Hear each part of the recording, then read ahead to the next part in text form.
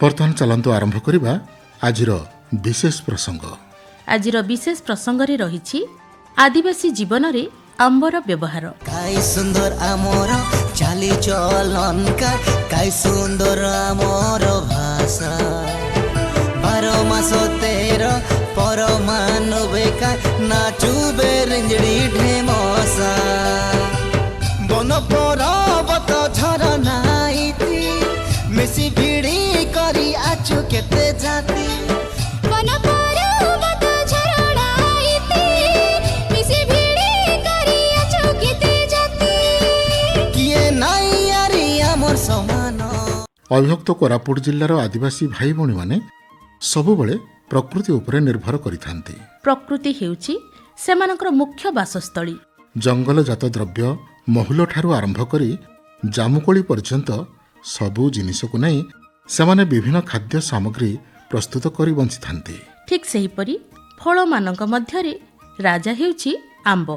ଏହି ଆମ୍ବକୁ ନେଇ ସେମାନେ ବହୁ ସୁନ୍ଦର ଖାଦ୍ୟ ସାମଗ୍ରୀ ଠାରୁ ଆରମ୍ଭ କରି ଔଷଧ ପର୍ଯ୍ୟନ୍ତ ନିଜ ହାତରେ ପ୍ରସ୍ତୁତ କରିଥାନ୍ତି।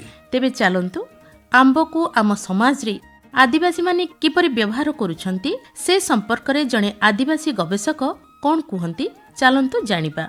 ମୋ ନାଁ ହେଲା ଧୀତି ଚନ୍ଦ୍ର ସାହୁ। ଜନଜାତିଙ୍କ ପାଇଁ ଆମ୍ବ ହେଉଛି ରଜା। ସେଥିପାଇଁ ଆମ ସ୍ଥାନୀୟ ଭାଷାରେ ଗୋଟେ ଢଗ ରହିଛି, ଆମ୍ବ ଦିନରେ ଆମ୍ବ ରଜା, ଆମ୍ବ ସରିଗଲେ ବାଇଦ ବଜା। ଅର୍ଥାତ୍ ଆମ୍ବ ଜନଜାତିଙ୍କ ରୋଜଗାରକୁ ବହୁଗୁଣିତ କରେ ଏବଂ ବିଶେଷ କରି ଖରାଦିନ ଆସିଲେ ଜନଜାତି ଲୋକମାନଙ୍କର ଗୋଟେ ବ୍ୟବସାୟ ଚାଲେ, ଯେମିତିକି ଆମ୍ବ ସଂଗ୍ରହ କରିବା, ତା ସହିତ ସେ ଆମ୍ବକୁ ନେଇ ବିଭିନ୍ନ ପ୍ରକାର ପ୍ରକ୍ରିୟାକରଣ ଖାଦ୍ୟରେ ସେମାନେ ମାତି ଯାଆନ୍ତି। ପୁରା ଖରାଦିନ ତମାମ ଏଇ ଆମ୍ବ ପ୍ରକ୍ରିୟାକରଣରେ ସେମାନେ ନିଜକୁ ନିୟୋଜିତ କରନ୍ତି। ତେଣୁ ଓଡ଼ିଶାର ଆପଣ ଦେଖିବେ ପ୍ରାୟ ସବୁ ଅଞ୍ଚଳରେ ଆମ୍ବ ରହିଛି ଏବଂ ଆମର ଯୋଉ 64 ପ୍ରକାର ଜନଜାତି ଗୋଷ୍ଠୀ ରହିଛନ୍ତି ସମସ୍ତଙ୍କର ପ୍ରିୟ ହେଉଛି ଆମ୍ବ ଏବଂ ବିଶେଷ କରି ଆଦିବାସୀ ସମ୍ପ୍ରଦାୟରେ ଆମ୍ବର ବିଶେଷ ଗୁରୁତ୍ୱ ଏଇଥିପାଇଁ ହେଉଛି, ଆମ୍ବ ଗଛର ପ୍ରତ୍ୟେକ ଜିନିଷ, ଯେମିତି ଆପଣ ଆମ୍ବର ଛାଲି, ତାର ଡାଳ, ପତ୍ର, କଞ୍ଚା ଆମ୍ବ, ପାଚିଲା ଆମ୍ବ, ଆମ୍ବର ଚୋପା, ଆମ୍ବର ରସ, ଆମ୍ବର କୋଇଲି, ଏସବୁ ଆମ୍ବର ବିଭିନ୍ନ ଅଂଶ ତାଙ୍କର ପାରମ୍ପରିକ ପଦ୍ଧତିରେ ସେମାନେ ବ୍ୟବହାର କରିକି ଆସୁଛନ୍ତି। ବିଶେଷ କରି ଜନଜାତି ମାନେ ଜଙ୍ଗଲୀ କିସମର ଆମ୍ବ ସେମାନଙ୍କର ଅର୍ଥନୈତିକ ଅଭିବୃଦ୍ଧିର ପ୍ରମୁଖ ଉତ୍ସ ହେଇକି ରହିଛି। ଦକ୍ଷିଣ ଓଡ଼ିଶା ଏବଂ ପଶ୍ଚିମ ଓଡ଼ିଶାର ଆଦିବାସୀ ଅଞ୍ଚଳରେ ଗଭୀର ଭାବରେ ଜଙ୍ଗଲ ରହିଛି ଏବଂ ସେଇ ଜଙ୍ଗଲର ପାହାଡ଼ିଆ ଯେହେତୁ ଅଞ୍ଚଳ ଅଛି, ସେଠୁ ସେମାନେ ଆମ୍ବ ସଂଗ୍ରହ କରନ୍ତି ଏବଂ ଆମ୍ବ ସଂଗ୍ରହ କଲା ପରେ ସେଥିରୁ ବିଭିନ୍ନ ପ୍ରକାର ଆପଣଙ୍କର ପଦାର୍ଥ ତିଆରି କରନ୍ତି। ତେଣୁକରି ଆମର କେବିକେ ଜିଲ୍ଲାର ଯୋଉ ଜଙ୍ଗଲ ଗୁଡ଼ିକ ରହିଛି, ସେ ଜଙ୍ଗଲରେ ବିଶେଷ କରି ଦେଶୀ ଆମ୍ବ ରହେ। ଆପଣମାନେ ଯେମିତି ଦେଖିଥିବେ ରାସ୍ତା କଡ଼ରେ ଯେତେବେଳେ ଜନଜାତି ଲୋକମାନେ ଆମ୍ବ ବିକ୍ରି କରିବା ପାଇଁ ରଖନ୍ତି, ଆପଣ ଦେଖୁଥିବେ ବିଭିନ୍ନ ଆକାରର ଆମ୍ବ ରହିଥିବ, ସାନ ବଡ଼ ବିଭିନ୍ନ ପ୍ରକାର। ତେଣୁ ଆମର ବିଶେଷ କରି ଅବିଭକ୍ତ କୋରାପୁଟ ଜିଲ୍ଲାର ଯୋଉ ଜଙ୍ଗଲ ରହିଛି, এই ଅବିଭକ୍ତ କୋରାପୁଟ ଜିଲ୍ଲାର ଜନଜାତି ସେମାନେ ଏଇ ବିଭିନ୍ନ ପ୍ରକାର ଦେଶୀ ଆମ୍ବ ସେମାନେ ସଂଗ୍ରହ କରନ୍ତି। ସେଇ ଦେଶୀ ଆମ୍ବ ଗୁଡ଼ିକ ଭିତରେ ଆପଣ ଦେଖିଥିବେ ଥୁରୀ, କଦଳୀ ଫେଣି, ଦହି ପାଚିଡ଼ି, ସିନ୍ଦୁର ମୁଣ୍ଡି, ମାଙ୍କଡ ଆଙ୍ଗୁଠି, ବଡ଼ ମୁଣ୍ଡି, ସାନ ମୁଣ୍ଡି, ବାରମାସୀ, ଗୁଡ଼ହାଣ୍ଡି, ସୁନ୍ଦୁରୀ, ଗୁଡ଼ଭେଲି, ଦାସରୀ, କଳାଜିରା, ମହୁହାଣ୍ଡି, ରଙ୍ଗଣୀ, ମା ପିଲା, ରସଣୀ, ଏମିତି ଆହୁରି ଅନେକ ନାଁ ରହିଛି ଯୋଉଗୁଡ଼ି ଦେଶୀ ଆମ୍ବ ସେମାନେ ଜଙ୍ଗଲରୁ ସଂଗ୍ରହ କରନ୍ତି ଏବଂ ସେଇ ଆମ୍ବ ଗୁଡ଼ିକୁ ସେମାନେ ବିଶେଷ କରି ଚିନି ଦିଅନ୍ତି।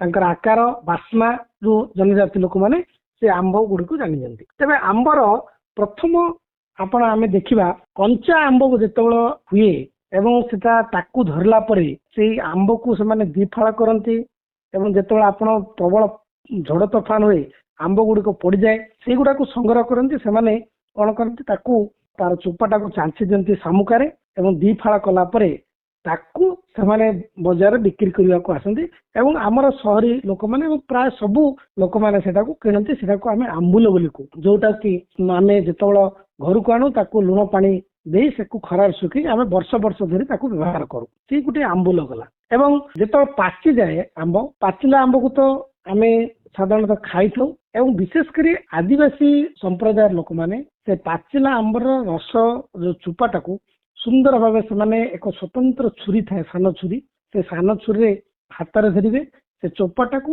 ଅତି ସୁନ୍ଦର ଭାବରେ ଗୋଟେ ଫୁଲ ଆକାରରେ ସେମାନେ କାଟିଦେବେ ଏବଂ ତାଙ୍କ ଘର ଦାଣ୍ଡରେ ଗୋଟେ ଲହି ଲଗେଇବେ। ସେ ଲହିରେ ରସଯୁକ୍ତ ଆମ୍ବର ଚୋପାକୁ ଶୁଖେଇବେ, ହ୍ୟାଙ୍ଗର ଭାବରେ ଶୁଖେଇବେ। ସେଇଟା ଶୁଖିଗଲା ପରେ ତାକୁ କୁହାଯାଏ ଆମ ସ୍ଥାନୀୟ ଅଞ୍ଚଳରେ ଅଭିଯୁକ୍ତ କୋରାପୁଟ ଅଞ୍ଚଳରେ ତାକୁ କୁହାଯାଏ ଚମ୍ପେଇତ। ଏହା ଖୁବ ସୁନ୍ଦର, ଆର ସ୍ୱାଦ ହଉଛି ମିଠା ଲାଗୁଥିବ ଏବଂ ଖଟା ଲାଗୁଥିବ।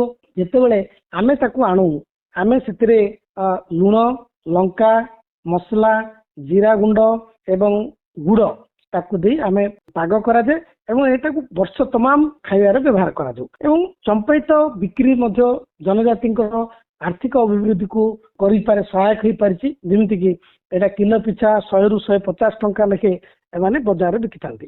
ତାପରେ ଆମ୍ବର ଯୋଉ ରସ ଅଛି, ଅତ୍ୟଧିକ ଯେତେବେଳେ ଆମ୍ବ ପାଚିକି ଝଡ଼ିଯାଏ ଏବଂ ସେଇ ଆମ୍ବକୁ ସେମାନେ ତାର ଆମ୍ବର ରସକୁ ନେଇ ଏକ ସ୍ୱତନ୍ତ୍ର ପ୍ରକାରର ପଦାର୍ଥ ତିଆରି କରନ୍ତି। ତାକୁ ଆମେ କହୁ ଆମ୍ବ ସଡ଼ା। ତାକୁ ଚୋପା ବାହାର କରିଦେବେ, ଯୋଉ ଚୋପାଟାକୁ ଚମ୍ପେଇ ଦେଇଯିବ ଏବଂ ଆମ୍ବର ଯୋଉ ଟାକୁଆଟା ରହିବ ସେଥିରୁ ରସ ଗୁଡ଼ିକୁ ଚିପୁଡ଼ି ବାହାର କରିଦେବେ। ବାହାର କଲା ପରେ ତାକୁ ଗୋଟେ କାଠ କୁଣ୍ଡରେ ରଖିବେ। କୁଟୁଣି ସ୍ୱାଦରେ ସେ ଆମ୍ବର ଟାକୁଆରୁ ରସ ବାହାରିବେ। ରସ ବାହାରିଲା ପରେ ଆମର ଯୋଉ ଅଛି ବାଉଁଶ ପଟି ଗୋଟେ, ତାକୁ କୁହାଯାଏ ଡାଙ୍ଗା, ଆମ ଅଞ୍ଚଳ ଭାଷାରେ ଡାଙ୍ଗଳା କୁହାଯାଏ। ତାକୁ ଗୋଟେ ସ୍ତର ଅନୁସାରେ ତାକୁ ପକାଇଦେବେ ଏବଂ ଆମ୍ବର ଗୋଟେ ସ୍ତର ଯେତେବେଳେ ଶୁଖି ଆସିବ ତା ଉପରେ ପୁଣି ଆହୁରି ଆମ୍ବ ରସଟା ପକେଇବେ। ପୁଣି ଶୁଖି ଆସିଲା ପରେ ପୁଣି ଆସିବ। ଏମିତି ସ୍ତର ସ୍ତର ସ୍ତର ସ୍ତର ହେଲା ପରେ ଗୋଟେ 1 ଇଞ୍ଚ ଯେତେବେଳେ ବହଳ ହବ ତାକୁ ମଝିରୁ ସେମାନେ କାଟି ଦିଅନ୍ତି। କାଟିଦେଲା ପରେ ତାକୁ ଘୋଡ଼େଇକି ରଖନ୍ତି। ତାର ରଙ୍ଗ ଯାହାକୁ ଆମେ ବିଭିନ୍ନ ଅଞ୍ଚଳରେ ତାର ମାନେ ଏହା କେବଳ ଆମ କୋରାପୁଟ ଅଞ୍ଚଳ ନାହିଁ, ଏଇ ଆମ୍ବ ସଡ଼ା ଓଡ଼ିଶା ବାହାରକୁ ମଧ୍ୟ ବିକ୍ରି ହେଇକି ଯାଏ ଏବଂ ଏଟାକୁ ସାଧାରଣତଃ ଲୋକ ସିଧାସଳଖ ଖାଆନ୍ତି ଏବଂ ତାକୁ ଆଚାର କରିକି ମଧ୍ୟ ଖାଆନ୍ତି।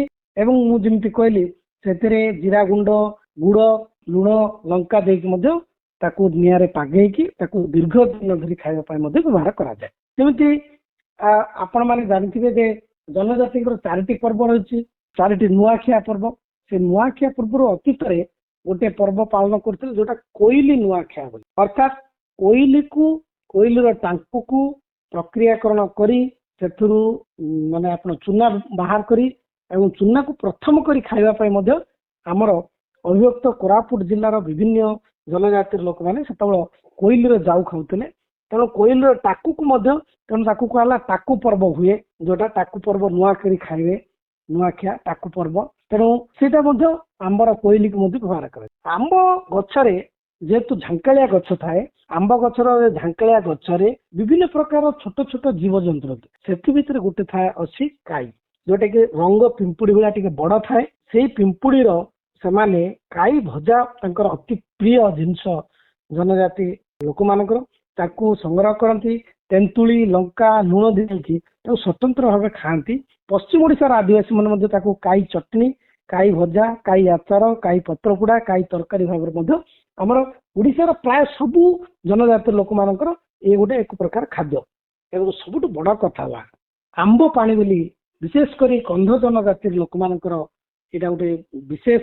ଯେତେବେଳେ ଗୋଟେ ଘରର ପରିବାର କେହି ଯଦି ମୃତ୍ୟୁ ହେଲା, ମୃତ୍ୟୁ ଶ୍ମଶାନକୁ ସେମାନେ ପୋଡ଼ିଦେଲା ପରେ ତା ପରବର୍ତ୍ତୀ ଦିନ ଘରର ଇଷ୍ଟ ପାଖରେ ବେଜୁଣି ଆସେ, ତାକୁ ପାରମ୍ପରିକ ଭାବରେ ପୂଜା କରେ ଏବଂ ଗୋଟିଏ ପିତ୍ତଳ ହାଣ୍ଡିରେ ବା ମାଟି ହାଣ୍ଡିରେ ପାଣି ରହିବ ଏବଂ ଆମ୍ବ ଗଛର ଛାଲି ଆସି ସେଥିରେ ପଡ଼ିବ। ତାକୁ ମନ୍ତ୍ରେଇବେ।